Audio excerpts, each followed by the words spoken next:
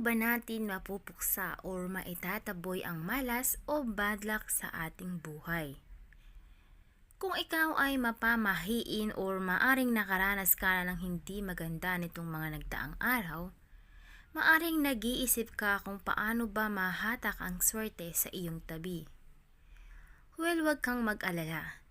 Sa kabutihang palad, may mga bagay na maaari mong gawin upang mapuksa or maitaboy ang masamang kapalaran. Ano-ano nga ba ang pwede mong magawa?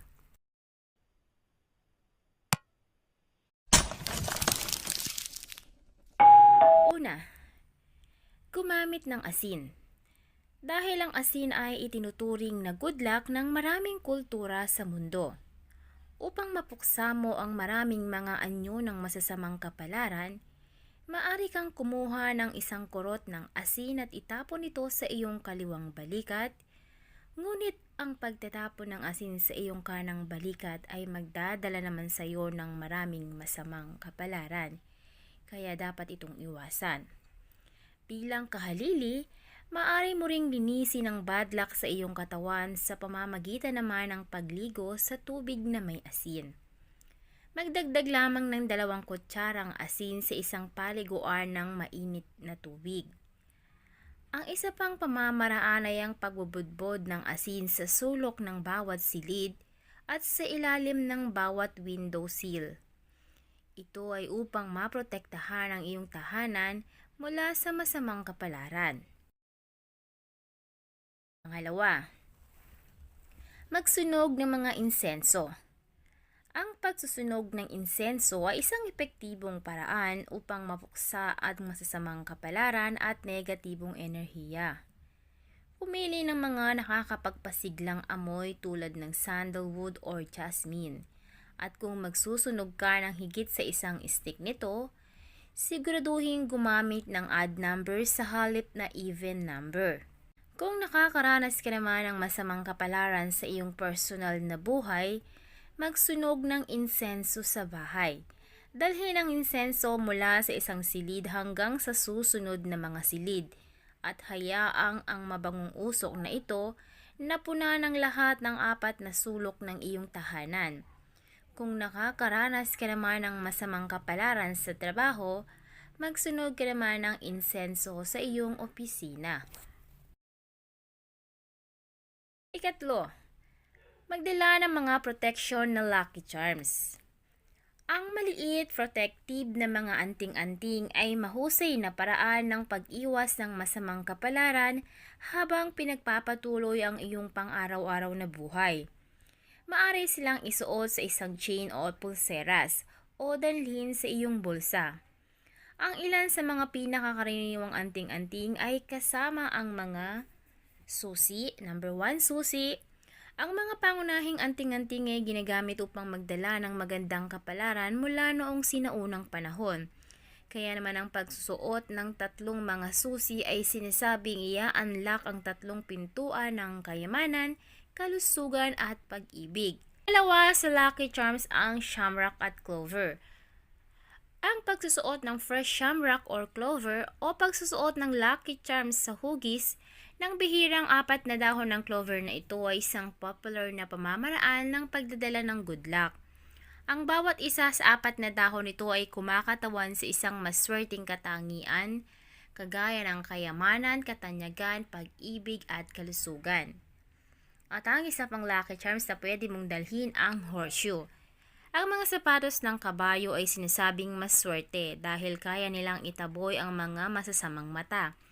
Maghang ng isa sa iyong tahanan para sa proteksyon o magsuot ng simbolo ng horseshoe sa isang chain. Siguraduhin lamang na ang mga dulo nito ay nakaturo paitaas, kung hindi ang swerte ay maaring makatakas. At ang isa pang kasama sa Lucky Charms sa pwedeng dalhin ay ang paa ng kuneho. Ang paa ng kuneho ay pinaniniwalaan na magdadala ng magandang kapalaran at proteksyon. Pang-4 na pwede mong gawin, magsunog ng sambong. Ang sage ay sinusunog ng mga tao ng iba't ibang kultura sa mga taon bilang isang paraan ng pag-clear ng negatibong enerhiya. Ang pagsasanay ng pagsusunog nito ay kilala bilang smudging. Bumili ng isang stick ng sambong o ilang pinatuyong dahon nito at painitin ito. Dapat itong umuusok sa halip na nasusunog. Dalhin ang sambong sa paligid ng iyong tahanan at ikaway ang usok nito mula sa iyo patungo sa bawat sulok ng iyong bahay. At buksan ang mga pintuan at bintana upang hayaang lumabas ang negatibong enerhiya. Kung gusto mo, maaari kang magsunog ng ilang mga sweetgrass afterwards para maimbitahan ang positibong enerhiya sa iyong tahanan. Ikalimang pwede mong gawin, gumamit ng mga crystals at bato. Ang iba't ibang mga kristal at bato ay pinaniniwalaang may mga mythical properties, mula sa proteksyon para maiwasang ng negatibong enerhiya at upang magdala ng magandang kapalaran. Ikip ang mga kristal o bato na ito sa iyong bahay, lugar ng trabaho o dalhin ito sa iyo. Ang isa sa halimbawa dyan ay ang black tourmaline. Poprotektahan ka ng itim na tourmaline mula sa mga negatibong energies, tulad ng masasamang hangarin ng iba. At ang rose quartz naman ay hihikayat ang positibong enerhiya upang mapalitan ng negatibo. Poprotektahan ka naman ng labradorite mula sa psychic vampires o leeches na susubukang sumipsip ng iyong enerhiya at positibong emosyon mula sa iyo. At poprotektahan ka naman ng amethyst mula sa pinsala habang ikaw ay naglalakbay at protektahan ang mga sundalo mula sa pinsala. Ang iba pang mga bato na maaring magamit para sa proteksyon mula sa mga negatibong enerhiya o masamang espiritu ay kinabibilangan ng ruby, quartz, peridot, obsidian, jasper, moonstone, black onyx, emerald, turquoise, blue topaz, citrine, carnelian at bloodstone. Ika-anim na pwede mong gawin, gumawa ng mabuting gawa. Ang isa sa pinakamahusay na paraan upang mabago ang iyong swerte ay magmumula sa iyong sarili ang ilang positibong karma sa pamamagitan ng paggawa ng mabubuting gawa. Ito ay isang paraan ng pagbabayad para sa anumang masamang bagay na nagawa mo sa buhay mo ngayon o sa nakaraan. Pagbutihin ang iyong karma sa pamamagitan ng paggawa ng isang donasyon sa kawang gawa o sa pamamagitan ng pagtulong sa mga nangangailangan, tulad ng mga walang tirahan, matatanda o mga ulilang bata. Ngunit dapat tandaan na mahalagang gawin mo ang mabubuting gawa na ito mula sa iyong taimtim na pagnanais na makatulong sa iba. Kung nagsasagawa ka lamang ng mabuting gawa upang mapanalunan ang mabuting karma at gawing mas madali ang iyong sariling buhay, kung ganon ito ay mawawalang saysay. Ang pakikisali sa kawang gawa ay makakatulong din upang makita ang iyong sariling sitwasyon. Maaari mong isipin na nagdudusa ka sa masamang kapalaran. Ngunit sa sandaling makita mo ang pagdurusa ng iba, maaari mong mapagtanto na ang iyong sitwasyon ay hindi ganun kasama. Pang-7, linisin ang iyong tahanan. Ang pamumuhay sa isang hindi maayos na bahay ay maaring hadlangan ng mga positibong enerhiya mula sa pag-agos sa bahay at lumilikha ng mga negatibong damdamin at masamang kapalaran. Ang simpleng pagkilos na ito ay makakapagbigay sa iyo ng bagong energy at bibigyan ka ng lakas na baguhin ang iyong swerte mula sa masama patungo sa mabuti. Magsimula sa pamamagitan ng pag-alis ng kalat ng iyong bahay. Alisin ang anumang hindi mo gusto o hindi na nagamit na mga bagay at itapon ang mga ito. Pagkatapos ay bigyan ang iyong bahay ng masusing paglilinis, pag-clear ng mga cobweb at pag-alis ng alikabok. Subukan ding muling i-rearrange ang iyong mga furniture sa bahay upang mapagbuti ang daloy ng enerhiya at i-repaint ang iyong mga pader upang magdala ng bagong buhay sa iyong puwang.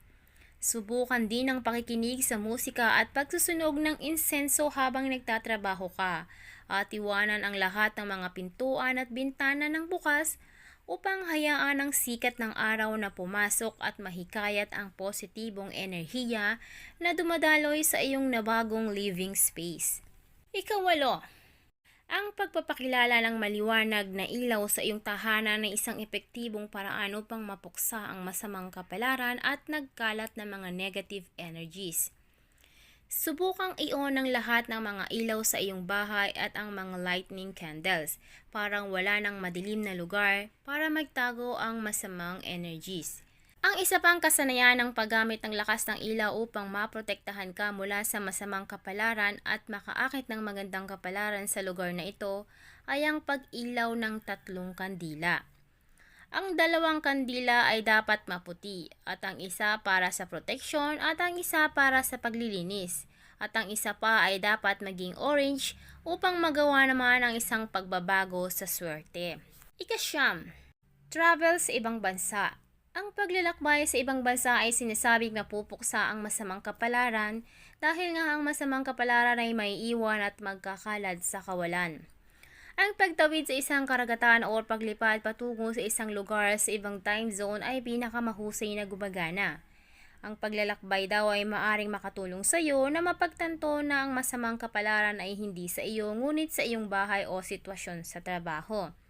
Ang paggawa rin paminsan-minsan para maglakbay ay maaring makatulong sa iyo na maunawaan ang mga pagbabago na kailangang gawin sa iyong pagbabalik upang mapuksa ang masamang kapalaran. At ang pinakahuli at ang pinakaimportante sa ating lahat, ang pagdarasal. Ang pagdarasal sa Diyos o anumang espiritual na pagkatao na iyong pinaniniwalaan ay makatutulong sa iyo upang mabawi ang swerte. Alalahaning magdasal ng regular at humingi ng mga kapatawaran sa mga nakaraang pagkakamali at mga negatibong pag-iisip. Maglaan ng ilang oras sa iyong mga sensyon na panalangin upang pag-isipan kung sino ka bilang isang tao at kung ano ang maaari mong gawin, mga hakbang upang mapabuti ang iyong sarili. At salamat sa Diyos sa lahat ng mga gandang bagay sa iyong buhay. Ang simpleng pagkilos na ito ay maaring mabago ang iyong pananaw sa iyong napapansin na masamang kapalaran at mapapagtanto mong ikaw ay sa katunayan ay pinagpala. Alam nyo, ang bad luck ay isang bagay na mayroon tayong lahat. Subukan mo lamang mag-focus na mamuhay sa buhay na masaya hanggat kaya mo. At ang pagtanggap na ang buhay ay may mga ups and down at huwag tumuon ng labis sa maling iniisip at masamang nararanasan. Dahil sa nakakalimutan mo ang lahat ng kaibig-ibig, magagandang bagay na nangyayari sa pagitan ng masamang sandali. Huwag gawin iyon, hindi malusog para sa iyo at sa lahat ng nakapaligid sa iyo.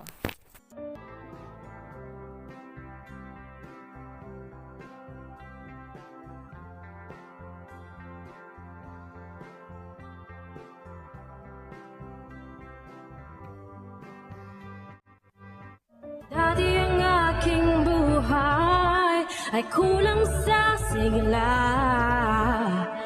Gandang taglay ko ay hindi nila makita. Ngunit nang ikaw ay makilala, ang beauty ko'y lililingon na. So pick and pack, shop till you drop. Sa easy shop, gagandang buhay. Shop till you drop. Sa easy shop, mundong magiging makulay. Pick and pack. Shop till you drop. Sa easy shop, gaganda ang buhay. Pick and pack. Shop till you drop. Sa easy shop.